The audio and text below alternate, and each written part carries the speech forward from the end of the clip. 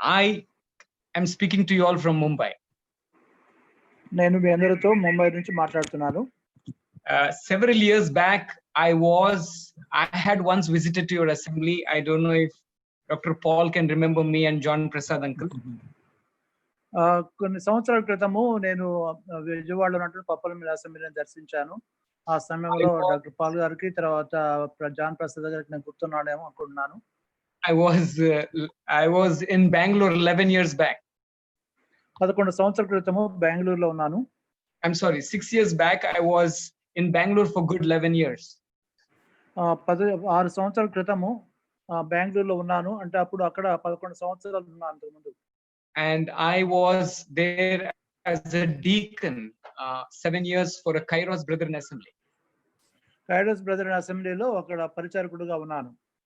And there we had Brother Kiran and his wife Dr. Leela, where we had come to conduct the wedding at your place. Kiran మరియు లీలా యొక్క వివాహాలు మీ దగ్గర జరగడానికి మేము రావడం జరిగింది. And that's how I know about your assembly. ఆ విధంగా మేము మీ యొక్క సంఘాన్ని గురించి తెలుసుకున్నాం. And I often coming to Guntur and Spurgeon Anna's place where Brother Silas, who sung the song, we know each other very well.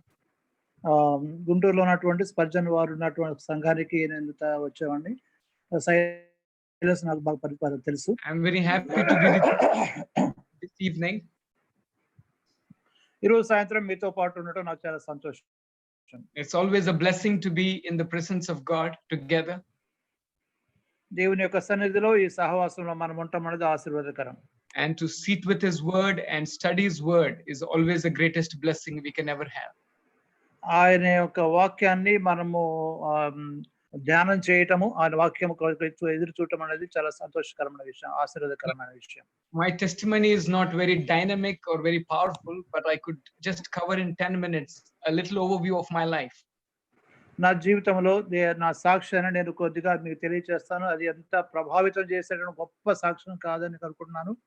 అయినా 10 నిమిషాలు నేను మీకు సాక్ష్యాన్ని వినిపిస్తాను. I was born in a proper Christian Brethren Assembly elders family. నేను ఒక క్రైస్తవ సహవాసములో brethren అసెంబ్లీలో ఉన్నటువంటి సంఘ పెద్ద యొక్క కుటుంబంలో నేను పుట్టాను. My dad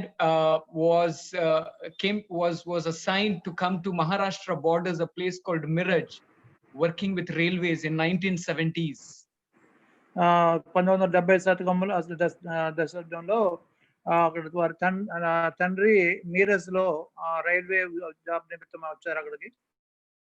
And there, when he was there in 1970s, there was not one believer, especially not one Telugu believer.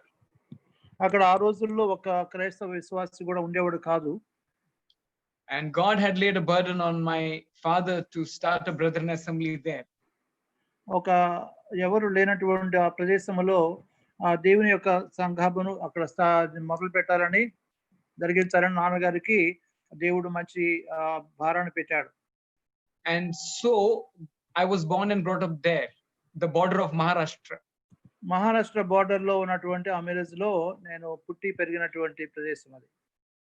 There, through God's grace, God used daddy to plant 3 assemblies till now. అక్కడ 3 సంఘాలను స్థాపించడానికి ప్రారంభించడానికి దేవుడు కృప చూపించాడు. The latest is Telugu Brethren Assembly, daddy being the elders there. అక్కడ ఉన్నటువంటి ఒక Telugu brethren assembly కూడా ప్రారంభించబడింది. So I was born in a Telugu family, in a Telugu assembly, but in a place of Maharashtra. మహారాష్ట్రలో ఉన్నటువంటి border లో ఉన్నటువంటి తెలుగు ప్రాంతంలో తెలుగు కుటుంబంలో నేను జన్మించాను.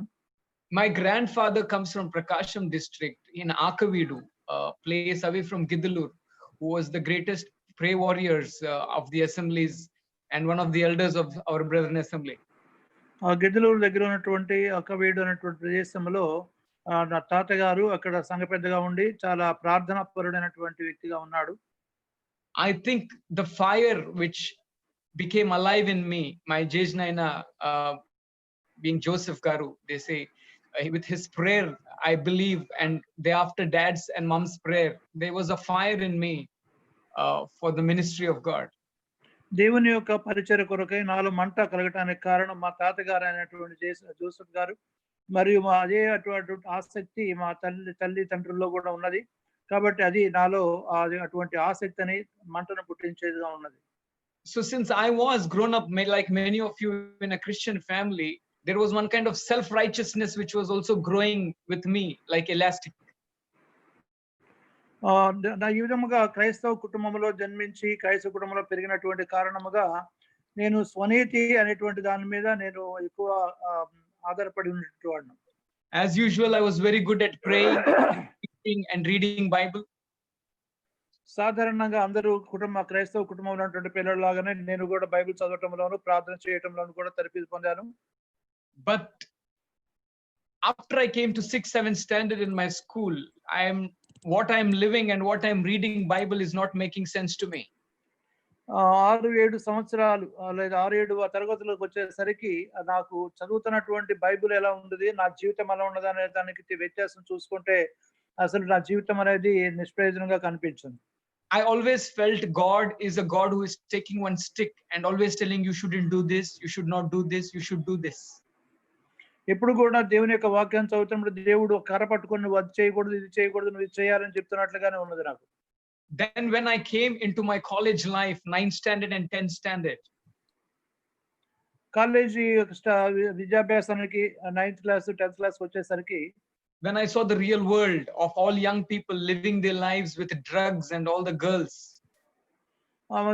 నిజంగా ప్రపంచంలో ఉన్నటువంటి యొక్క పరిస్థితులన్నీ కూడా చూచాను. ఎలాగా ప్రజలు ఏ విధంగా ఈ యొక్క మత్తు పానీయాలు తీసుకుంటారు, మత్తు పదార్థాలు తీసుకుంటారు, తర్వాత శరీర సంబంధమైనటువంటి వాటి మీద ఆకర్షితులై ఆడపిల్లలతో కలిసి జీవిస్తుంటారు యవనస్తులు అనేటువంటిది చూచాను. Then where I started searching the Bible, what exactly is the true life? ఆ సమయంలో దేవుని యొక్క వాక్యములో నిజమైనటువంటి సత్యం ఏంటనే దాని గురించి నేను పరిశీలించడం మొదలుపెట్టాను. I was personally asking God, I don't want to waste my life, one life I have. If the Bible is speaking is true life, I am ready to give my life for you. Else I want to just enjoy my life and fulfill my desires. దేవా, నా నిజమైనటువంటి జీవితం ఏంటో నాకు తెలియచేయి. ఆ విధంగా నేను ఈ లోకంలో నీకు మహిమకరంగా జీవించాలనుకుంటున్నాను, సంపూర్ణంగా ఆనందంతో జీవించాలనుకుంటున్నాను అని ప్రార్థన చేశాను. I could see Lord Jesus his word was bringing life to my soul. అప్పుడు దేవుని యొక్క వాక్యము నా జీవితంలో ఒక వెలుగును తీసుకొని వచ్చినట్టుగా, జీవాన్ని తీసుకొని వచ్చినట్టుగా నేను గ్రహించాను. The Bible is speaking to me just like a person sitting next to me and answering my questions. Bible చదువుతుండగా ఒక వ్యక్తి నా ప్రక్కన కూర్చొని నాకు నా ప్రశ్నలకు జవాబు చెప్తున్నట్లుగా నేను గ్రహించాను. Every time I read the Bible, I used to be filled with peace, and there are times when I start 10 o'clock and I used to read Bible to 3 o'clock, 2 o'clock, not knowing when time is passing. ఇక దేవుని యొక్క వాక్యము చదువుతుండగా నాకు చాలా శాంతి సమాధానాలు దొరుకుతుండేవి. కాబట్టి ఒక్కోసారి ఎక్కువసేపు సమయాన్ని కూడా బైబిల్ చదవటంలో గడిపేవాడిని. ఎలాగంటే రాత్రి 10 గంటలు మొదలు పెడితే దాదాపు 2 గంటలు 3 గంటల వరకు కూడా చదువుతుండేవాడిని సమయాన్ని గమనించుకోకుండా. So I accepted the Lord in my school days, very small age. చిన్న వయసులోనే నా యొక్క స్కూల్కి వెళ్ళే దినాల్లోనే నేను యేసు ప్రభువుని నమ్ముకున్నాను. And then I had a desire to start one youth group for only boys called Students for Jesus. Students for Jesus అనేటువంటి ఒక యవనస్తులైనటువంటి సమాజాన్ని కూడా కూర్చాలని చెప్పేసి నాకు ఆశ కలిగింది. I had one అంటే బాలురుగా ఉన్నటువంటి వారిని మాత్రమే తీసుకొని ఆ యొక్క గ్రూప్ తయారు చేయాలని ఆశ కలిగింది. I've got a brother called Enosh, 2 years younger to me, who is the elder of one of the new assemblies he started in Pune. పూణేలో ప్రారంభించినటువంటి ఒక సంఘంలో ఎనోష్ అనేటువంటి సహోదరుడు నాకంటే 2 సంవత్సరాల చిన్నవాడు, అత్యంత పరిచయం అయింది. He's my brother, my own brother. నాకు సొంత సహోదరుడు. So he and me and one other brother started small youth group in our school days. ఆ యొక్క స్కూల్ పాఠశాల దినాల్లోనే అతను తర్వాత 10 మంది యవనస్తులతో కలిసి ఒక చిన్న గ్రూప్ ని తయారు చేశారు దేవుని కోసం. Now being part of Brotherness, we started gathering once in a week as boys for Lord Jesus. Brethren అసెంబ్లీగా ఉన్నటువంటి మేము ఈ యొక్క యవనస్తులైనటువంటి బాలులతో కలుసుకొని ఒక వారానికి ఒకసారి మీటింగ్ అనేది ఏర్పాటు చేసుకోవడం అలవాటు చేసుకున్నాం. And as the years went by, this ministry which we termed as YFC, Youth Evangelism for Christ, became from 2 people to 40 till 75 boys. Youth for Christ అనేటువంటి ఈ యొక్క చిన్న గుంపును దేవుడు వర్ధల చేసి దాదాపు మరి ఇద్దరితో మొదలుపెట్టినటువంటి దీన్ని దాదాపుగా 50-40 మంది 70 మంది దాకా కూడా అది పెరిగినటువంటి విధంగా చేశాడు దేవుడు. Doctor, a correction, it's not Youth for Christ, it's Youth Evangelism. That's a different ministry. Youth evangelism. Correct, doctor. Youth for evangelism అనేటువంటి గ్రూప్ ను తయారు చేశారు. Okay. And thereafter, that was the biggest milestone in my life where I could see God changing so many people who were ready on the way to commit suicides, people who had given up on their lives, Lord working in their lives. అప్పటి నుండి ఆ పరిచర్య ద్వారా అనేక మంది ఆ దేవుని ఒక వాక్యం ద్వారా మేలు పొందడం గమనించాము. ఎంతో మంది నిరాశలో నిస్పృహల్లో ప్రాణత్యాగం చేసుకోవడానికి లేదా ఈ యొక్క సూసైడ్ చేసుకోవడానికి ఆత్మహత్య చేసుకోవడానికి సిద్ధంగా ఉన్న వారు కూడా దేవుని యొక్క వాక్యం విని వారు దేవునిలోకి వచ్చి ఆశీర్వదింపబడ్డారు. There was one young boy who did a half murder and was being absconding by police, and he comes unknowingly, secretly, and accepts the Lord in one of our boys' meeting. ఒక హత్య నేరంలో ఉన్నటువంటి ఒక వ్యక్తి కూడా పోలీసులు కడుగప్పి తప్పించుకొని తిరుగుతున్నటువంటి ఒక బాబు కూడా ఈ యొక్క దేవుని యొక్క వాక్యాన్ని విని రహస్యంగా వచ్చి మాతో కలిసి దేవుని యొక్క వాక్యం దేవుని విశ్వాసం ఉంచి యేసుప్రభువుని నమ్ముకున్నాడు. Those days I didn't entertain sisters for our youth group because I know all the more boys would come to see sisters. ఆ రోజుల్లో యవనస్తున్నటువంటి సహోదరులను మేము ఈ గ్రూప్ లో చేర్చుకోవడానికి సంసిద్ధంగా ఉండలేదు. ఎందుకంటే ఎక్కువ మంది యవనస్తులైనటువంటి వారు ఆ యొక్క సహోదరులతో మాట్లాడడానికి ఆసక్తి చూపించి వస్తారనేటువంటి ఉద్దేశంతో మేము ఆ విధంగా దాన్ని ఎంకరేజ్ చేయలేదు.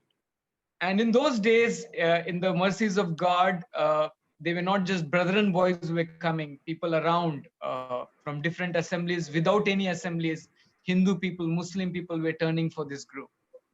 కాబట్టి ఈ విధంగా దేవుని యొక్క పరిచర్య యవనస్తుల మధ్య జరుగుతుండగా, చిన్నపిల్లల మధ్య జరుగుతుండగా మన బ్రదరన్ అసెంబ్లీలో ఉన్నటువంటి వారు మాత్రమే కాకుండా ఇతర డినామినేషన్ చెందినటువంటి సంఘాల నుండి, మరి అంత మాత్రమే కాదు ఇతర అంటే వేరే మతాలకు చెందినటువంటి వారు, ఏ సంఘానికి చెందినటువంటి వారు కూడా కొంతమంది ఇక్కడ ఈ విధంగా ఈ యొక్క గ్రూప్ కి రావడానికి వారు నేను గమనించాం. And then after that I went for my further studies to Bangalore for my MSc. MSc చదవడానికి ఆ తర్వాత నేను మరలా బెంగళూరు వెళ్ళడం జరిగింది. And thereafter I started working for an IT company, Infosys, 4 years. And so forth. ఆ తర్వాత అక్కడ ఐటీ కంపెనీలో 4 ఇన్ఫోసిస్ కంపెనీలో 4 సంవత్సరాలు అక్కడ పనిచేయడం జరిగింది. So for the 11 years I stayed in Bangalore. In His mercies, as undeserved as I am, God gave me the opportunity to be a deacon and serve Lord in Kairos Brethren Assembly. Kairos brethren అసెంబ్లీలో దేవుని యొక్క పరిచర్యలో ఉండటానికి దేవుడు నాకు అయోగ్యుడైన నాకు దేవుడు కృప చూపించాడు. అక్కడ నేను ఒక పరిచారకుడిగా కూడా పనిచేస్తాను. And when I was in Bangalore, I happened to marry a Coimbatore evangelist daughter called Priscilla. So I'm married. I don't look like married, but I'm married for 6 years now. అక్కడ బెంగళూరులో ఉండగానే నాకు వివాహం అయింది. కోయంబత్తూరు అక్కడ ఉన్నటువంటి ఒక సహవాసంలో ఉన్నటువంటి ఒక దైవ సేవకుని యొక్క కుమార్తె ప్రిస్కిల్లతో వివాహం జరిగింది. నేను చూడటానికి పెళ్ళైన వాళ్ళ కనిపించలేదు కానీ ఇప్పుడు 6 సంవత్సరాలు పెళ్ళై. My father-in-law is also a Brethren Assembly elder for 2 assemblies. He is planted in Coimbatore, Tamil assemblies. కోయంబత్తూరులో ఉన్నటువంటి తమిళ అసెంబ్లీస్ లో బ్రదరన్ అసెంబ్లీస్ లో మామగారు కూడా ఆ విధంగా పరిచర్యలో ఉన్నారు. రెండు అసెంబ్లీస్ లో 2 సంఘాలలో ఆయన సంఘ పెద్దగా ఉంటూ పరిచర్య చేస్తున్నారు. Last 6 years I have come to Thane. I'm in Mumbai because of my work here with Accenture, another software company. వేరే సాఫ్ట్వేర్ కంపెనీలో పని నిమిత్తమై బాంబేలో ఉన్నటువంటి థానే ఏరియాలో నేను ఒక సంఘంలో ఉన్నాను 6 సంవత్సరాలుగా.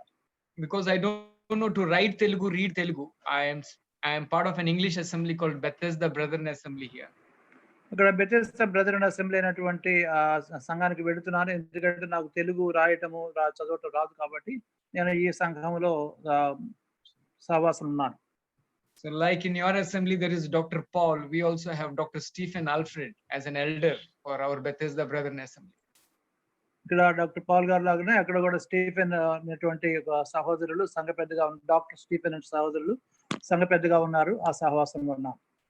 I want to tell I'm working only for expenses, but my mission is to serve the Lord wherever Lord is taking me. నా యొక్క అవసరాల కోసమే నేను ఉద్యోగం చేస్తుంటున్నాను. కానీ దేవుడు నన్ను ఎక్కడ ఉపయోగించుకోవాలనుకుంటే అక్కడ దేవుని పరిచర్య చేయడానికి నేను సంసిద్ధంగా ఉన్నాను. In the small way, Lord has been using me and my wife here for last 6 years to start a disciple meet for in Thane. తానేలో ఇక డిసైపుల్ మీట్ చేయడానికి నాకు నా యొక్క భార్య కూడా సహకరిస్తూ ఈ యొక్క పరిచర్య చేస్తుంటున్నా. A few years we have a task, all the few new people who are accepting Lord, be it from Hindu family, Marwadi, Jain families.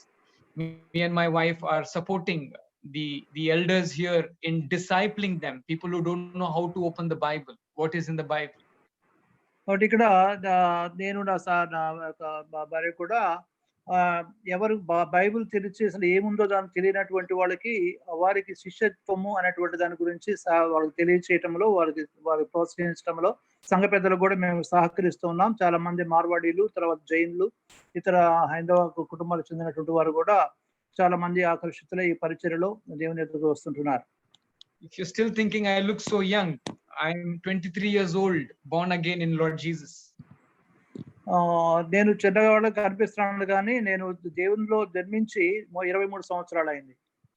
I have a 4-year-old son, 3.5-year-old son. 3.5 సంవత్సరాల బాబు కొడుకున్నాడు. Brother Shalim Raju told you, please share your testimony. I would be happy to share so much with you all this evening. Shalem రాజు గారు మీ సాక్ష్యం కూడా పంచుకోమని అడిగారు కాబట్టి ఈ విధంగా నా సాక్ష్యాన్ని మీతో పంచుకోవడానికి నేను చాలా సంతోషించున్నాను. I thank God for this opportunity to be with you all this evening. మీ అందరితో కూడా ఈ యొక్క సహవాసంలో ఉండడానికి దేవుడు కృప చూపినందుకు దేవుడు స్తోత్రాలు చెల్లిస్తున్నాను. For a short meditation, shall we turn to the book of Haggai, chapter 1, verses 8. కొంత సమయం మనం దేవుని యొక్క వాక్యం ధ్యానం చేసుకున్నాను గాను హగ్గై గ్రంథంలో నుండి మొదటి అధ్యాయము 8వ వచనం చూద్దాం. Haggai is after Zephaniah and before Zechariah. జెఫన్యా తర్వాత జకర్యా ముందు ఉన్నటువంటిది Haggai. I request everybody, please take the Bible and for a few minutes let us sit with the Bible and study God's word together. కొద్ది నిమిషాలు మీరందరూ కూడా దేవుని యొక్క బైబిల్ తీసుకొని వాక్యాన్ని తెరిచి చూడవలసిందిగా మనం చేస్తుంటున్నాం. Uncle Paul, you can read in Telugu. 775 page number. Okay, 8th verse only na? Uncle, once say. Okay, Haggai గ్రంథము 1వ అధ్యాయం 8వ వచనం చదువుకుందాం. పర్వతములోకి మ్రాను తీసుకొని వచ్చి మీరు ఈ మందిరమును కట్టించిన ఎడల దాని యందు నేను సంతోషించి నన్ను ఘనపరచుకొందునని యెహోవా సెలవిచ్చుచున్నాడు. May God bless the message word read. దేవుడు చదవబడిన వాక్య భాగమును దీవించి ఆశీర్వదించును గాక. This is the message of Haggai to God's people. దేవుని ప్రజలకు హగ్గై ఇచ్చినటువంటి సందేశం ఇది. I might have read this book of Haggai more than 25 times. ఈ హగ్గై గ్రంథాన్ని నేను 25 సార్లు కంటే ఎక్కువ సార్లు చదివాను. In this pandemic time, this book has challenged me a lot, inspired me a lot, and spoke to me a lot. ఈ యొక్క పాండమిక్ టైంలో, ఈ యొక్క కరోనా టైంలో ఈ యొక్క గ్రంథము నాతో మాట్లాడినది, నాకు కొన్ని సవాళ్ళను కూడా నా ఎదుట ఉంచింది. ఈ యొక్క వాక్య గ్రంథంలోని వాక్యం ద్వారా నేను ఎంతో ప్రోత్సహించబడ్డాను. This book has only 2 chapters. ఈ యొక్క పుస్తకం 2 అధ్యాయాలు మాత్రమే ఉన్నాయి. You can finish the whole book in 10 to 12 minutes. ఒక 10-12 నిమిషాల్లో ఈ యొక్క 2 అధ్యాయాలు కూడా చదివేసేయచ్చు. There are 38 verses in this book. 38 వచనాలు ఉన్నాయి మొత్తం ఈ యొక్క గ్రంథంలో. There are 8 questions you can find in this small book. ఈ యొక్క చిన్న పుస్తకంలో 8 ప్రశ్నలు అనేవి మనకు కనిపిస్తాయి. There are 9 commands. 9 ఆజ్ఞలు కనిపిస్తాయి. You can find 3 promises of God. 3 దేవుని యొక్క వాగ్దానాలు మనం చూస్తాం. There are 14 predictions seen in this book of Haggai. 14 ప్రవచనాలు మనం చూస్తాం. Haggai is giving 4 distinctive messages in these 2 chapters for God's people. దేవుని పిల్లలకు ఈ యొక్క 2 అధ్యాయాల్లో చిన్న గ్రంథములో 4 రకమైన సందేశాలను తెలియజేస్తుంది. These 38 verses are written in our Bible what happened in 3 months. What Haggai spoke in 3 months period, it's written in this 38 verses. ఈ 38 వచనాల్లో కూడా హగ్గయి 3 నెలల కాలంలో ఏం మాట్లాడాడు, ఏం ప్రవచించాడు అనే సంగతులు రాయబడి ఉన్నాయి. Zechariah, afterwards we see it took 2 years for him to give those message what we see in 14 chapters. Zechariah 14 అధ్యాయాలలో సందేశం ఇవ్వడానికి 3 సంవత్సరాలు సమయం పడుతుంది. So we call them minor prophets. వీరిని చిన్న ప్రవక్తలు అని పిలుస్తుంటాం. When we see Isaiah, Jeremiah took 40 to 50 years. What we see those chapters in our scriptures. యెషయా మరియు యిర్మీయా గ్రంథాలలో మనం చూసినట్లయితే ఆ అధ్యాయాలు రాయడానికి వారికి 40 సంవత్సరాలు 40 నుంచి 50 సంవత్సరాల కాలం పట్టింది. Now God is giving a message to his people, what we read in verses 8, to go up to the mountains and bring wood. 8వ వచనంలో మనం చదువుకున్నట్లుగా దేవుడు తన ప్రజలకు ఒక సందేశాన్ని ఇస్తున్నాడు. పర్వతం ఎక్కి మ్రానులు తీసుకొని రండి అంటున్నాడు. 3 important points to note is go up to the mountains, bring wood and build temple. And the third point I would see is I may take pleasure and be glorified, says the Lord. ఇక్కడ 3 విషయాలు మనం చూస్తాం. పర్వతం ఎక్కండి అంటున్నాడు, మ్రానులు తీసుకురండి అంటున్నాడు, ఈ మందిరమును కట్టించండి అని 3 విషయాలు చెప్తున్నాడు. దాని యందు నేను సంతోషించి నన్ను ఘనపరచుకొందును అని దేవుడు చెప్తున్నాడు. But before this, in verses 7, he says, consider your ways. దీనికి ముందుగా 7వ వచనంలో అంటున్నాడు, మీ ప్రవర్తనను గురించి ఆలోచించండి అని దేవుడు చెప్తున్నాడు. He says the same thing in verses 5 to his people through Haggai. Consider your ways. మీ యొక్క ప్రవర్తనను ఆలోచించుకొనుడి అని 5వ వచనంలో కూడా చెప్తున్నాడు. ఇలాగా తరచుగా ఈ మాట తన ప్రజలను హెచ్చరిస్తూ చెప్తున్నాడు దేవుడు. Why is God telling consider your ways? He's asking his people to have an inward vision. మీ యొక్క ప్రవర్తనను ఆలోచన చేసుకొనుడి, మీ ప్రవర్తనను ఆలోచించుకొనుడి, మీ లోపల ఉన్నటువంటి మీ జీవితాన్ని చూసుకోమని దేవుడు చెప్తున్నాడు. The first vision Lord is asking them to have is an inward vision. మొట్టమొదటిగా మీ లోపలికి మీకు దృష్టి సారించాలి అని దేవుడు చెప్తున్నాడు. Yeah, and furthermore we will see God is asking them to have a upward vision. రెండవదిగా దాని తర్వాత రెండవది ఏం చెప్తున్నాడంటే పైకి చూడండి అంటున్నాడు దేవుడు. Yeah, if you read verses 12, 12వ వచనంలో చదివితే, షయల్తీయేలు కుమారుడైన జెరుబ్బాబెలును యెహోయాదా కుమారుడును ప్రధాన యాజకుడునగు యెహోయాషుయు శేషించిన జనులందరూ తమ దేవుడైన యెహోవా మాటలు ఆలకించి తమ దేవుడైన యెహోవా ప్రవక్త అయిన హగ్గయిని పంపించి తెలియజేసిన వార్త విని యెహోవా యందు భయభక్తులు పూనిరి. Here we see there was a requirement of these God's people who came to build the temple of God to have an upward view, to obey the word of God. దేవుని వాక్యమునకు లోబడినట్లుగా వారి యొక్క దృష్టి పరలోకంలో పైకి చూడవలసినటువంటి సందర్భాన్ని ఇక్కడ మనం గమనిస్తుంటున్నాం. And if you read chapter 2 verses 4 and 5, uncle no need to read, you can note down chapter 2 verses 4 and 5. Lord is expecting them to have an outward vision, and outward vision they need to be strong and bold. 2వ అధ్యాయంలో 4వ వచనంలో మనం గమనించినట్లయితే వారు బహిరంగమైనటువంటి దృశ్యాన్ని కూడా చూడవలసినటువంటి వారు ధైర్యం తెచ్చుకోవాల్సినటువంటి వారుగా ఉన్నారు. There is an inward vision, there is an upward vision, and there is an outward vision required for his people. 3 రకమైన దృక్కోణాలను చూస్తున్నాం ఇక్కడ. లోపల దృష్టించాలి, లోపల ప్రవర్తన గురించి దృష్టించాలి, దేవుని వైపు చూడాలి, పైకి చూడాలి, తర్వాత చుట్టూ ఉన్న పరిసరాలను కూడా చూడాలి అనేటువంటి విషయాన్ని, బయట వైపు కూడా చూడాలని 3 రకమైనటువంటి విషయాలు తెలియజేస్తున్నాడు. Why is God saying and starting with an internal vision, consider your ways, he commands? మొట్టమొదటిగా దేవుడు మీ లోపల చూడండి అని ఎందుకు చెప్తున్నాడు? మీ యొక్క ప్రవర్తనను ఆలోచించుకొనుడి అని ఎందుకు చెప్తున్నాడు? Verses 3 and 4, Uncle, chapter 1, verses 3 and 4. మొదటి అధ్యాయంలో మూడో వచనం, 4వ వచనం చదువుకుందాం. అందుకు యెహోవా వాక్కు ప్రత్యక్షమై ప్రవక్తయగు హగ్గై ద్వారా సెలవిచ్చినదేమనగా, ఈ మందిరము పాడై ఉండగా మీరు సరంబి వేసిన ఇండ్లలో నివసించుటకు ఇది సమయమా? When people were asked, God's people came to Jerusalem to build the house of God. యెరూషలేమునకు దేవుని ప్రజలు యెహోవా మందిరమును కట్టడానికి వచ్చారు. But they've come with a mission to build the house of God. It's been 60 years they came to Jerusalem. 16 years they came to Jerusalem, but they didn't put one stone for the foundation.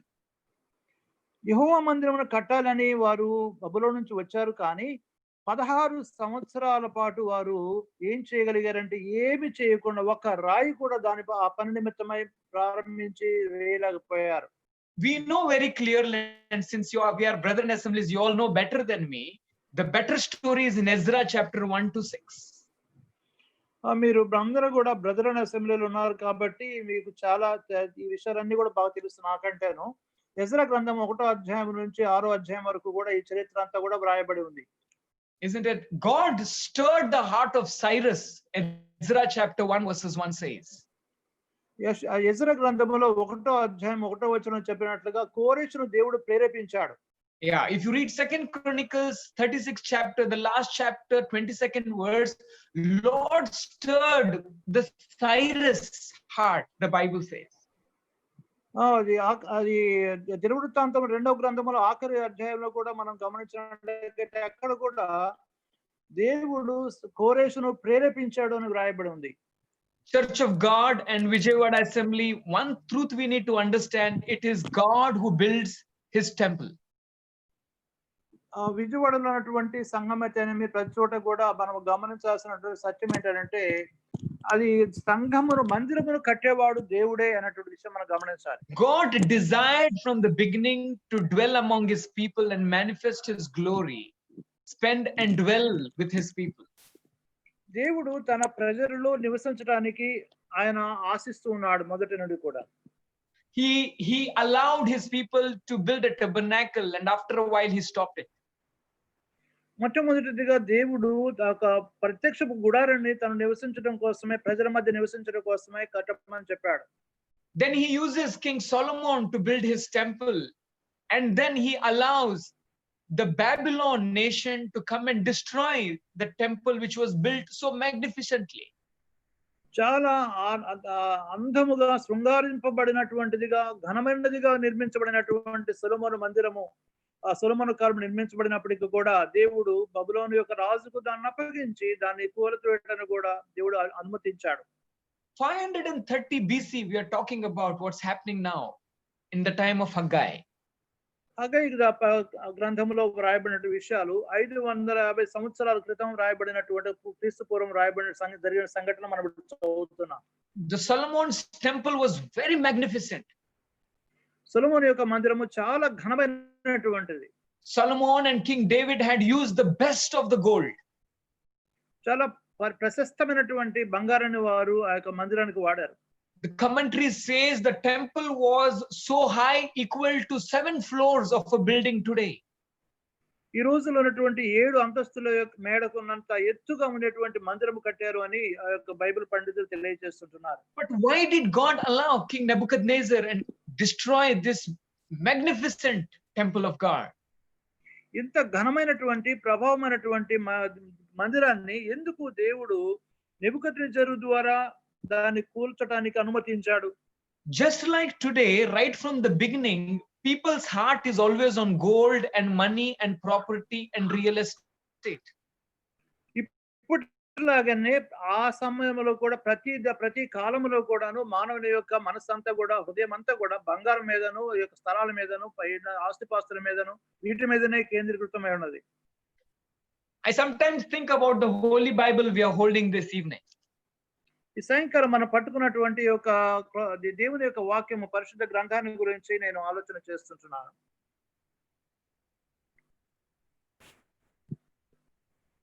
The people who have read the Bible more, their covers would be all. ఈ యొక్క Bible గ్రంథాన్ని ఎక్కువ చదివినటువంటి వాళ్ళ యొక్క Bible అంతా కూడా అట్టలన్నీ కూడా చాలా పాతగా అయిపోయి ఉంటాయి. Uncle Paul's Bible is looking more older than me. He's read definitely 10 times more than me. This is 30 years old Bible. Oh my, praise the Lord. More than 30 years. I'm Okay, wondering what if the Bible covers were gold. Pardon?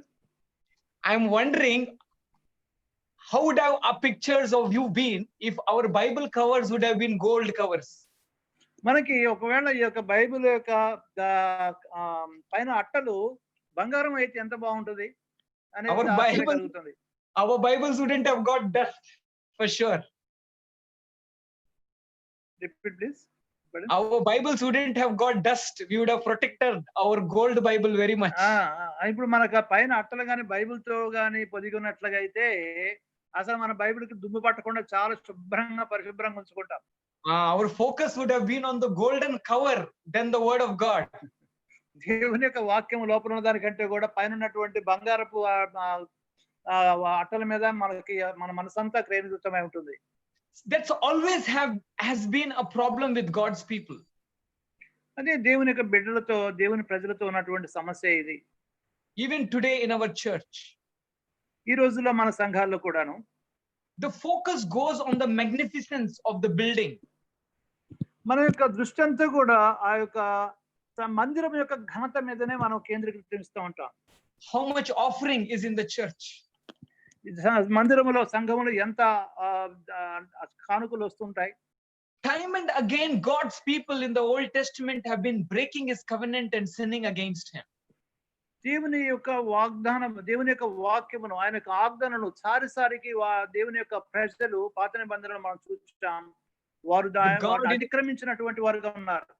But God in his mercies has been protecting them as well. అయితే వారు ఆ విధంగా దేవునికి అవిధేయతగా ఉన్నప్పటికీ కూడా దేవుడు తన యొక్క కృప చొప్పున వారిని కాపాడుతూ వచ్చాడు. God allowed King Nebuchadnezzar of Babylon to destroy the temple of God, Solomon's temple. సొలొమోను యొక్క మందిరాన్ని సొలొమోను కట్టిన మందిరాన్ని దేవుడు బబులోను రాజు అయినటువంటి నెబుకద్నెజరు ద్వారా దాన్ని అది పడగొట్టడానికి దేవుడు అనుమతించాడు. It seems Babylon that point of time was the most scared nation. People all used to shiver when they used to hear about Babylon those point of time. ఆ కాలంలో బబులోను రాజ్యము అంటేనే ప్రజలందరూ కూడా భయంతో గడగడ వణికేటువంటి వారు. You know, the fence of Babylon's wall was so big, it seems, several chariots could go on the wall of Babylon. ఆ యొక్క బబులోను యొక్క పట్టణము యొక్క ప్రాకారము ఎంత గొప్పది అని అంటే దాని మీద కొన్ని యొక్క రథాలు వరుస ఒకదాని ప్రక్కన ఒకటి నిలబడి ముందుకు సాగి వెళ్లే అంత విశాలంగా ఉండేటువంటి ప్రాకారం కలిగినటువంటిది. It was the most commercial and the financial hub like New York and Bombay today. ఈ రోజుల్లో మనం చూస్తున్నటువంటి న్యూయార్క్ గాని బొంబాయి లాగా గాని ఉన్నటువంటి గొప్ప వ్యాపార కేంద్రం ఆ యొక్క బబులోన్ పట్టణం. And after that the Persians took over the Babylon empire. తర్వాత ఈ యొక్క పర్షియన్లు ఈ యొక్క బబులోను యొక్క సామ్రాజ్యాన్ని వారు తీసుకున్నారు. But our Israelites, God's people, are still under the captivity of this empire, Persian empire. ఈ యొక్క ఇశ్రాయేలీయులు అక్కడికి బబులోనులో ఇంకా ఈ యొక్క పర్షియనుల క్రింద కూడా పార్సీకుల క్రింద కూడా దాసులుగానే ఉన్నారు. And it was this point of time God stirs the king Cyrus of Persia in his art to build the house of God. గమనించండి, ఇటువంటి సమయంలో దేవుని యొక్క మందిరాన్ని మరలా పునర్నిర్మించాలి అనేటువంటి ఒక ఆలోచనను పర్షియా రాజైనటువంటి అలా పారసీక రాజైనటువంటి కోరెషు యొక్క మనసులో దేవుడు ఉంచాడు. I like that word. If you read in Telugu, if anybody opens it, Ezra 1:1, it says there's a reference where the Bible says the Lord stirred up the spirit of Cyrus, king of Persia.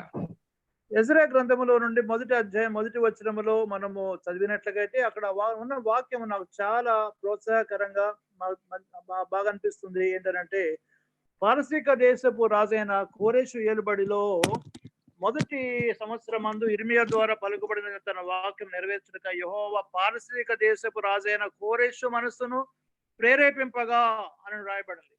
Lovely. Prerepimpaga kada stirred up Yes. the heart of Cyrus.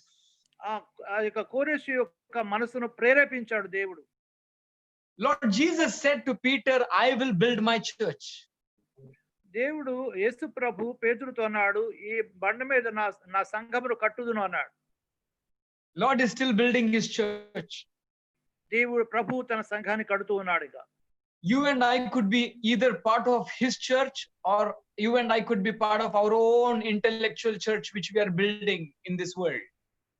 ఈ లోకములో మనము వ్యక్తిగతముగా మన యొక్క జ్ఞానముతో కడుతున్నటువంటి మా సంఘములోనైనా సభ్యులుగా ఉంటాం, లేదా దేవుని యొక్క సంఘములోనైనా సభ్యులుగా ఉంటాం. And it's always God's initiative to build his temple, his church. దేవుని యొక్క మందిరం అయితేనేమి, దేవుని యొక్క సంఘం అయితేనేమి కట్టుట అనేటువంటి దానికి దేవుడే దాన్ని There he sends Zerubbabel and Joshua the high priest, and around 50,000 people come from Babylon to Jerusalem as missionaries to build the temple of God. దేవుని యొక్క మందిరాన్ని కట్టడం కోసమై 50,000 మంది యెరుబాబెలు మరియు యెహోషువ ప్రధాన యాజకుడు యెహోషువ యొక్క నడిపింపులో వారు బయలుదేరి వచ్చినటువంటి వారుగా బబులోను నుంచి తిరిగి వచ్చిన వారుగా ఉన్నారు మిషనరీలుగా. Now this is the challenge. ఇది ఒక సవాలు. Babylon that time was a place which was commercial and business. Any Israelite could live a luxury life in Babylon. ఏ బబులోనులో ఏ ఇశ్రాయేలుడైనప్పటికీ కూడాను చాలా సౌఖ్యవంతమైనటువంటి జీవితాన్ని అనుభవించగలుగుతాడు. ఎందుకు అంటే ఆ కాలంలో బబులోను రాజ్యము, బబులోను యొక్క పట్టణము చాలా గొప్ప వ్యాపార కేంద్రమై ఉన్నది. But then in Jerusalem there is no river. అప్పుడు యెరూషలేములో నది లేదు. The temple is destroyed. ఆ యొక్క మందిరము కూడా పాడైపోయింది. It's like you and I are going to a village from a city life to build a church. ఒక గొప్ప పట్టణంలో నుండి ఒక చిన్న గ్రామంలోనికి వెళ్ళి మందిరము కట్టాలని ప్రయత్నం చేస్తున్నట్లుగా ఉంది ఈ యొక్క సంఘటన. Building the house of God, if you are an instrument to build the church of God, there's always a sacrificial commitment required. దేవుని యొక్క మందిరాన్ని కట్టాలి అని అంటే మరి అటువంటి ఆలోచన కలిగితే ఒక గొప్ప దేవుని కోసమే సమర్పణ జీవితం అవసరమే ఉన్నది. The worldly view is to collect more money, collect more bank balance, collect more savings, have the best marriage, have the best company, have the best house. It's always collecting, the worldly view. దేవుని లోకంలో ఉన్నటువంటి దృక్పథం ఎలా ఉంటుంది అని అంటే ఎక్కువగా సమకూర్చుకోవాలి, డబ్బు సమకూర్చుకోవాలి, మంచి ఆసుపత్రి సమకూర్చుకోవాలి, అవి ఎక్కువ సమకూర్చుకునే దాని మీదనే లోకము యొక్క దృష్టి అంతా ఉంటుంది. But the calling God gives a Christian, a believer, his elders, his children is to give away what you have, give away for the ministry of God. ఈ దేవుని యొక్క పద్ధతి ఎలా ఉంటుందంటే దేవుని కోసం మనము సమర్పించుకునేటువంటి వారముగా, మనకున్నదాన్ని సమర్పించేటువంటి వారముగా, మన యొక్క సమస్తాన్ని ప్రభువుకు అప్పగించే వారముగా ఉండేదే దేవుని యొక్క విశ్వాస యొక్క జీవితం. So Zerubbabel and this 50,000 of Israelites came to Jerusalem to build the temple of God. ఆ యెరుబాబెలుతో పాటు 50,000 మంది కూడా ఈ యొక్క మందిరము కట్టడానికి తిరిగి వచ్చారు. 16 years have happened now. 16 సంవత్సరాలు గడిచిపోయినాయి. They have come to Jerusalem to build the temple of God. యెరూషలేముకు వారు వచ్చిన కారణం ఏంటంటే దేవుని యొక్క మందిరము కట్టాలనే ఉద్దేశంతో వచ్చారు. అయితే 16 సంవత్సరాలు గడిచిపోయినాయి. But they have not laid one foundation also. అప్పుడు వరకు ఒక చిన్న రాయి కూడా పునాదిగా వేయలేకపోయారు. The prophets came and asked them, why are you not building the house of God? ప్రవక్తలు వచ్చి చెప్తున్నారు, మీరు ఎందుకు దేవుని మందిరాన్ని కట్టడం లేదు? Verses 2, they are saying there is no time. Haggai chapter 1 verses 2. వారు అంటున్న మాట ఏంటంటే మాకు సమయం ఇంకా రాలేదు అంటున్నారు. Haggai chapter 1 verses 2 says that. Haggai 1వ అధ్యాయం 2వ వచనంలో చెప్పినట్టుగా సమయం ఇంకా రాలేదు అని అడుగుతున్నారు. ఎందుకు మీరు కట్టడం లేదు దేవుని మందిరాన్ని అంటే? Then the Lord is telling you have time to build your houses. దేవుడు చెప్తున్న మాట ఏంటంటే మీ యొక్క ఇల్లు కట్టుకోవడానికి మీకు సమయం ఉంది కదా. Isn't it? After 16 years, God then raised Haggai to give a message what we are reading this evening. ఈ సాయంకాల సమయంలో మనం చదువుకున్నటువంటి ఈ యొక్క వర్తమానం దేవుడు ఇవ్వటానికి 16 సంవత్సరాలు గడిచినాయి. These people are telling we don't have time. ఇక్కడున్న ప్రజలు మాకు సమయం ఇక రాలేదు అంటున్నారు. There is no money. డబ్బు లేదు అంటున్నారు. There is no wood. ఇక్కడ కలప లేదు అంటున్నారు. God is telling you have wood, you have money, you have time to build your houses. మీకు మీ ఇల్లు కట్టుకోవడానికి కలప ఉంటుంది, డబ్బు ఉంటుంది, సమయం ఉంటుంది కదా. You have money to do your marriages. మీ కుటుంబం మీ యొక్క వివాహాలు చేసుకోవడం చేయడానికి మీకు డబ్బులు ఉంటున్నాయి కదా. You have lakhs of money. మీకు కొన్ని లక్షల డబ్బులు మీరు You have time to go to your office work. మీ యొక్క పని పాటలు చేసుకోవడానికి మీరు సమయం ఉంటుంది. You have time to spend for your family. నీ కుటుంబంతో గడపడానికి సమయం ఉంటుంది. You have time to do your children's homework. మీ బిడ్డల యొక్క ఇంటి దగ్గర చదువు సంబంధించిన పని చేయడానికి కూడా మీకు సమయం ఉంటుంది. You call yourself a believer and a church. నువ్వు దేవుని బిడ్డమని పిలువబడుతుంటున్నావు. దేవుని విశ్వాసం పిలువబడుతున్నావు. You have time for everything on this earth. ఈ భూమి మీద నీకు అన్ని విషయాలు కూడా సమయం ఉంటుంది. But when coming to build my church, you don't have time. నా సంఘము నా మందిరం కట్టడానికి మాత్రం మీకు సమయం లేదా? You don't have money, you say. మీ దగ్గర డబ్బు లేదంటున్నారు కదా. You don't have time for Bible studies. ఆ దేవుని యొక్క వాక్యాన్ని ధ్యానించడానికి వాక్య పారాయణ రావడానికి సమయం లేదంటున్నారు కదా. You don't have time to prepare for worship on Sunday. ఆదివారం దేవుని ఆరాధించడానికి సిద్ధపాటుకు మీకు సమయం లేదంటున్నారు కదా. Then in verses 5 is telling, consider your ways. 5వ వచనంలో అందుకని చెప్తున్నాడు, మీ ప్రవర్తన గురించి ఆలోచించుడి అంటున్నాడు. Consider your ways. నీ ప్రవర్తన గురించి ఆలోచించుకోనండి. My dear brothers and sisters. నా ప్రియ సహోదర సహోదరులారా. Uncle and aunties. అంకుల్ ఆంటీలారా. We have time for everything on this earth. మనకు ఈ భూమి మీద అన్ని పనులు కూడా సమయం ఉంటుంది. But when coming to ministry, why don't we have money? మనము దేవుని యొక్క పరిచర్యకు వచ్చేసరికి ఎందుకు సమయం ఉండలేదు, ధనం ఉండలేదు. In verses 8, God is telling through Haggai, go up to the mountains. Haggai ద్వారా 8వ వచనంలో దేవుడు చెప్తున్న మాట, పర్వతములు ఎక్కండి అంటున్నాడు. Going up to mountains is not an easy job. పర్వతాల మీదకి ఎక్కడం అనేది చాలా సులభతరమైనటువంటి పని కాదు. Now they have to go to the mountains to bring the wood. పర్వతము మీద ఎక్కి అక్కడ నుంచి రాళ్ళను తీసుకొని రావాలి. Going up to the mountains in the Bible have 3 meanings. పర్వతములు ఎక్కుట అనేటువంటి దానిలో బైబిల్ గ్రంథంలో 3 అర్థాలు మనకు కనిపిస్తాయి. Moses went to Mount Sinai on the mountain to listen to God's word. మోషే సీనాయి పర్వతం మీదకి దేవుని యొక్క మాట వినడానికి ఎక్కి వెళ్ళాడు. Lord Jesus went to the mountain to pray to God. దేవునికి ప్రార్థన చేయడానికి ప్రభువు కొండ ఎక్కి వెళ్ళాడు. Okay, so going up to the mountain, one meaning is you go to listen to the word of God. పర్వతములు ఎక్కుట the Bible. పర్వతములు ఎక్కుట అనేటువంటి దానికి you listen to the voice of God. పర్వతములు ఎక్కుట అనేటువంటి దానిలో దేవుని యొక్క మాట వినటానికి, ఆయన స్వరం వినటానికి వెళ్ళుట అనేటువంటిది ఒక అర్థముగా ఉన్నది. Second meaning is you are going to speak to God, spend time to do his will. రెండవ విషయం ఏంటంటే దేవునితో మాట్లాడటానికి, ఆయనతో సహవాసం చేయడానికి వెళుతున్నాము అనేటువంటిది తెలియజేస్తుంది. The third meaning in the Bible we'll see is in Isaiah chapter 40 verses 9. 40వ అధ్యాయము యెషయా గ్రంథములో 9వ వచనములో చెప్పబడినటువంటి ఇంకొక అర్థాన్ని కూడా మనం మూడవదిగా చూస్తాం. Could you read that, uncle? Isaiah chapter 40 verses 9. యెషయా గ్రంథము 40వ అధ్యాయము 9వ వచనం చదువుదాం. 40వ అధ్యాయము 9వ వచనం. ఇక్కడ చెప్పబడిన మాట, సియోను సువార్త ప్రకటించుచు ఉన్నదానా, ఉన్నత పర్వతము ఎక్కుము. Yeah, thank you, uncle. The third meaning of going up to the mountains means preaching God's word, preaching the gospel.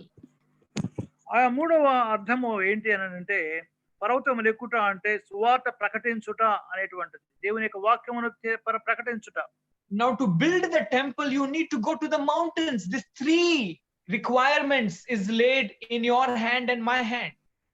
నీ యొక్క చేతిలో నా చేతిలో ఇక 3 బాధ్యతలు ఉన్నాయి. ఏంటనంటే పర్వతములు ఎక్కాలి. Going to the mountains is preaching the gospel. పర్వతములు ఎక్కుట సువార్త ప్రకటించాలి. And then we have to bring the wood, the Bible says. అక్కడ నుంచి రాళ్ళను తీసుకొని రావాలని దేవుని యొక్క వాక్యం తెలియజేస్తుంది. It's not an easy job. అది చాలా సులభమైన పని మాత్రం కానే కాదు. It's not like taking one suitcase going to the mountain. You have to carry the huge logs of wood and come back down to the mountain. ఆ కొండలు ఎక్కిన తర్వాత ఒక సూట్ కేసు తీసుకొని వెళ్ళినట్లుగా కాదు, కానీ అక్కడ నుండి గొప్ప రాళ్ళను తీసుకొని రావాలి. There are trees in this mountain. ఈ కొండల మీద గొప్ప వృక్షాలు ఉన్నాయి. Big huge Lebanon trees. చాలా ఉన్నతమైనటువంటి లెబనోను వృక్షాలు ఉన్నాయి. These trees are rooted in the dark world. చాలా చాలా మందముగా ఉన్నటువంటి ఆ యొక్క అరణ్యంలో ఉన్నటువంటి ఒక వృక్షాలుగా ఉన్నాయి. These trees are in the kingdom of darkness. ఈ యొక్క చీకటి రాజ్యంలో ఉన్నటువంటి ఆ యొక్క వృక్షాలు మనం చూస్తుంటున్నాం. You have to go and cut those trees from their roots. వాటి యొక్క వేళ్ల దగ్గర మొదళ్ళ దగ్గర నుండి వాటిని నరకవలసినటువంటి వారముగా ఉన్నాం. You have to cut their leaves and skin their all satanic traditions, religious traditions of this Hindu customs, Islam customs, Christian customs. You need to churn them and bring them to build the house of God. అక్కడ చీకటి రాజ్యములో ఉన్నటువంటి ఆ యొక్క వృక్షాలని మనము నరికి వాటి యొక్క ఆచారములు అనేటువంటి ఆకులను కొమ్మలన్నిటిని కూడా వాటిని నరికి వేసివేయాలి. ఎందుకంటే అవన్నీ కూడా అన్ని ఆచారాలుగా ఉన్నాయి. ఆయా మతాల ఆచారాలుగా ఉన్నాయి. క్రైస్తవ ఆచారాలు కానీ, హైందవ ఆచారాలు కానీ, లేదా ముస్లిం ఆచారాలు కానీ, వీటన్నిటి ఆచారాల ద్వారా నిండినటువంటి ఆ యొక్క చెట్లు యొక్క ఆకులు కొమ్మలైనటువంటి వాటిని అన్నిటిని కూడా నరికి వేసి వాటిని మనం రాళ్ళు తీసుకొని రావాలి. It's not an easy job. అది సులభమైనటువంటి పని కాదు. If you quickly come, put your hand here and come to 1 Kings chapter 5. మొదటి గ్రంథము రాజుల మొదటి గ్రంథం 5వ అధ్యాయంలో మనం గమనించినట్లయితే chapter 5, I think verses 13, when King Solomon sent people to Lebanon to bring the wood. 1 Kings chapter 5 verses 13. 13వ వచనం చూద్దాం. రాజు సొలొమోను వారిని ఆ యొక్క లెబనోనుకు పంపి ఆ యొక్క రాళ్ళను తీసుకురావడానికి ఏ విధంగా ఏర్పాటు చేశాడో చూస్తున్నాం. అక్కడ 13వ వచనం. రాజైన సొలొమోను ఇశ్రాయేలు అందరి చేతను వెట్టి పని చేయించను. వారిలో 30,000 మంది వెట్టి పని చేయువారైండురి. వీరిని అతడు వంతుల చొప్పున నెలకు 10,000 మందిని లెబనోనుకు పంపించాను. ఒక నెల లెబనోనులోను 2 నెలలు ఇంటి వద్దను వారు ఉండిరి. Thank you, uncle. If you read this, why I'm making you read is Solomon appointed 30,000 people only to go to the mountain and bring the wood. ఈ విషయాలు ఎందుకు చదివించారనంటే సొలొమోను 30,000 మందిని ఆ యొక్క లెబనాన్‌కి పంపించాడు ఆ యొక్క రాళ్ళు తీసుకురావడానికి. Out of them 10,000 if they worked for 1 month, and the next 2 months is holiday for them with salary. ఒక నెల రోజులు అక్కడ లెబనాన్‌లో వారు పని చేశారనంటే 2 నెలలు వారికి జీతం ఇచ్చి ఇంటికాడ ఉండేలాగా ఏర్పాటు చేశాడు. That difficult is the work of going to the mountains. ఆ యొక్క పర్వతములు ఎక్కి పని చేయడం అనేది అంత కష్టమైనటువంటిది. Now you need to take the log and come down to the mountain. ఆ యొక్క గొప్ప మ్రానులను తీసుకొని మరలా ఆ యొక్క పర్వతం క్రిందకి తీసుకొని రావాలి. That is more difficult. అది చాలా కష్టమైనటువంటి పని. That is called discipleship. అదే శిష్యత్వము. You go up is the view to build the church. Listen to the word of God. You spend time in prayer. You preach the gospel, and then you cut the woods and take the wood and you bring down to build the temple. It's called discipleship. ఇక్కడ గమనించండి, ఇక్కడ చాలా గొప్ప పని ఇమిడి ఉన్నది. పైకి వెళ్ళుట అంటే దేవుని యొక్క వాక్యం వినాలి, దేవుని యొక్క సువార్త ప్రకటన చేయాలి. అక్కడ ఉన్నటువంటి ఆ మ్రానులు తీసుకొని వచ్చేటప్పుడు వారిని శిష్యులుగా చేసి శిష్యత్వములో పెంచి వారిని దేవుని యొక్క మందిరం కట్టే విధంగా చేయాలి. When you take the wood and come down the mountain, it's not easy. ఆ యొక్క పర్వతం మీద నుండి ఆ యొక్క మ్రానులు తీసుకుని వచ్చుట అది సులభమైన పని కాదు. You will fall down with the wood, huge wood logs. ఆ యొక్క మ్రానులతో పాటు కింద పడిపోయేటువంటి అవకాశాలు మెండుగా ఉన్నాయి. You need to be with your people in their troubled times. వారితో పాటు మీరు ఒక క్లిష్ట సమయాల్లో మీరు తోడుగా ఉండాలి. You need to be praying and reading Bible with your disciples. ఆ శిష్యులతో పాటు కలిసి ప్రార్థన చేయడంలోనూ దేవుని యొక్క వాక్యం ధ్యానించడంలోనూ తోడుగా ఉండాలి. Because they are weak, they will be falling down. వారు బలహీనులు కనుక వారు పడిపోతూ ఉంటారు. You need to be carrying them with all of your strength. నీ బలమంతటితో కూడా వారిని జాగ్రత్తగా పట్టుకొని రావాలి. Then you come to the temple. అప్పుడు వారిని మందిరంలో తీసుకొని రావాలి. The elders will know where that wood will fit. ఆ యొక్క కలప ఎక్కడ అది సరిపోతుందో అనేటువంటిది దేవుని మందిరంలో ఉన్నటువంటి పెద్దలకు తెలుసు. The elders would know, this wood would be used for the window. ఈ యొక్క కలప ఆ యొక్క కిటికీలకు ప్రయోజనకరంగా ఉంటుందా? Is this wood used to make the door? ఇది తలుపులు చేయడానికి ప్రయోజనకరంగా ఉంటుందా?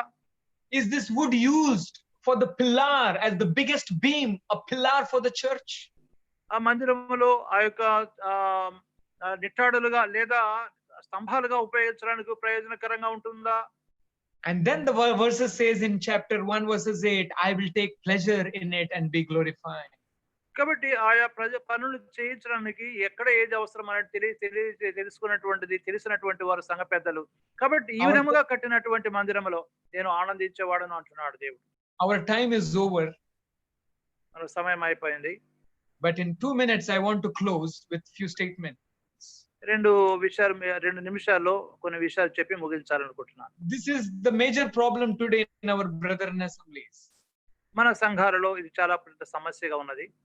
When we preach gospel, there are many who are accepting the Lord. చాలా మనం సువార్త ప్రకటన చేసినప్పుడు చాలా మంది యేసు ప్రభువునందు విశ్వాసం ఉంచుతున్నారు. But we are missing this part of discipleship, mentoring them, setting an example, teaching God's word.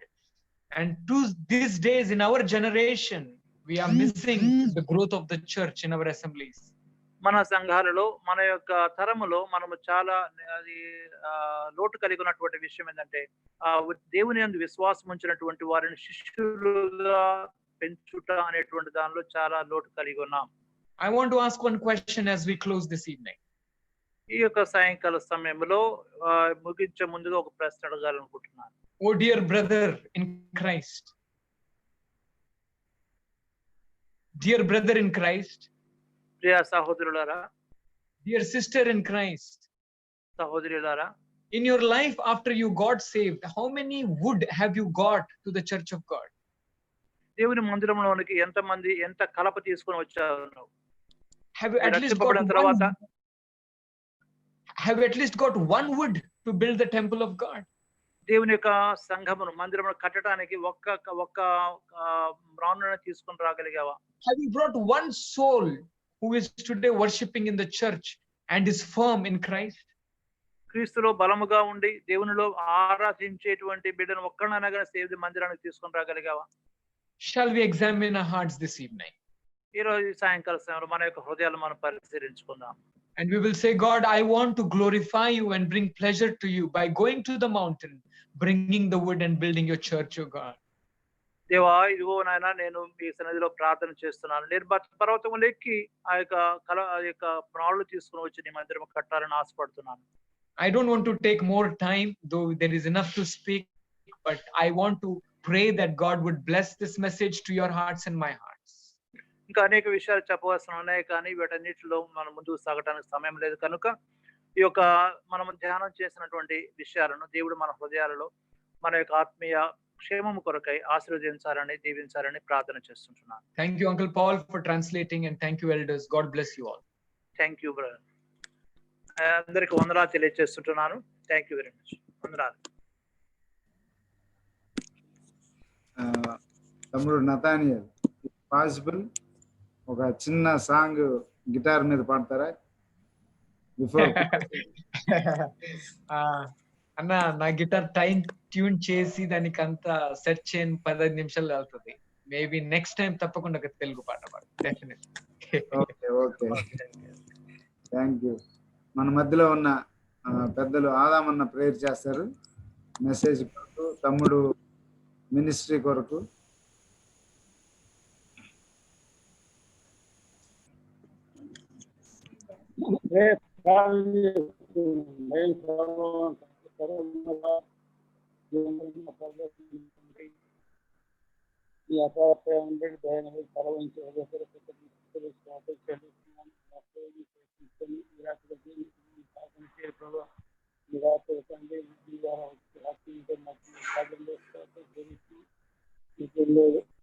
సాక్ష్యం ద్వారా